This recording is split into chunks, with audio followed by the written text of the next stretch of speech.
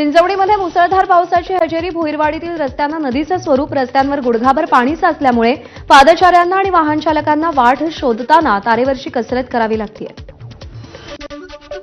पुण्यात सकाळपासून पावसाची दमदार हजेरी. हिंगणे खुर्दमध्ये घरांमध्ये पाणी शिरलं, त्यामुळे नागरिकांची तारांबळ.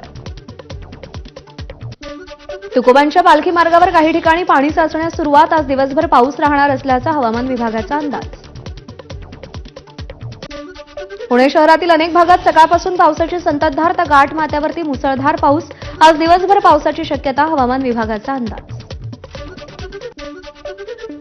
मुसळधार पावसामुळे रोहामधील कुंडलिका, खालापूरमधील पाताळगंगा नदीनं इशारा पातळी ओलांडली, तर नागोठणेमधील आंबा नदीनं देखील इशारा पातळी ओलांडली. नागरिकांना सतर्कतेच्या सूचना.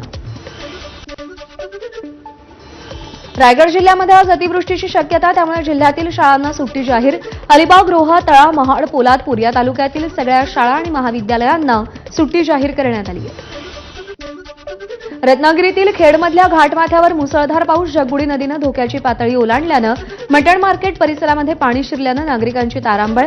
प्रशासनाकडून नागरिकांना सतर्कतेचा इशारा.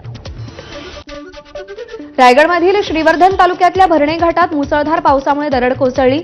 श्रीवर्धनमध्येही पाऊस सुरू असून नागरिकांना सतर्क राहण्याच्या प्रशासनाच्या सूचना. माणगाव तालुक्यातील देवकुंड धबधबा, सिक्रेट पॉइंट आणि ताम्हिणी घाटा पर्यटकांसाठी बंद राहणार. जिल्हा प्रशासनाकडून पर्यटन स्थळांच्या ठिकाणी जाण्यास 30 सप्टेंबरपर्यंत प्रतिबंधात्मक मनाई आदेश जारी. नवी मुंबईत पावसामुळे तुर्भे रेल्वे स्थानकाच्या सबवेमध्ये पाणी. पाण्यातून वाट काढत प्रवाशांना रेल्वे स्थानक गाठावं लागतंय. मुंबई अहमदाबाद राष्ट्रीय महामार्गावर खानिवडा टोलनाका ते सातिवली वरईपर्यंत मोठी वाहतूक कोंडी. मुंबईहून गुजरातकडे जाणाऱ्या मार्गावर 10 ते 12 किलोमीटरपर्यंत वाहनांच्या लांबच लांब रांगा. ठाण्यातून मुंबईच्या दिशेनं जाणाऱ्या द्रुतगती मार्गावरती मोठी वाहतूक कोंडी. ठाणे मुलुंड, आनंदनगर, जकातनाका टोलजवळ वाहनांच्या रांगा. सकाळी कामावर जाणाऱ्यांना मनस्ताप. पुण्यातील हिंजवडी परिसरात रस्त्यावर पावसाचं पाणी, त्यामुळे काहीशी वाहतूक कोंडी. सकाळी कामावर जाणाऱ्या नागरिकांना त्रास सहन करावा लागतोय. लोणावळ्यामध्ये पावसाची जोरदार हजेरी. गेल्या 24 तासात तब्बल 221 मिलीमीटर पावसाची नोंद, तर यंदा 1166 मिलीमीटर पाऊस पडला असून गेल्या वर्षीच्या तुलनेमध्ये 800 मिलीमीटर अधिक पाऊस पडल्याची माहिती. नंदुरबार जिल्ह्यात मागच्या 24 तासात दमदार पाऊस. सातपुडा डोंगर रांगांमध्ये झालेल्या पावसानं नद्यांच्या पाणी पातळीत वाढ.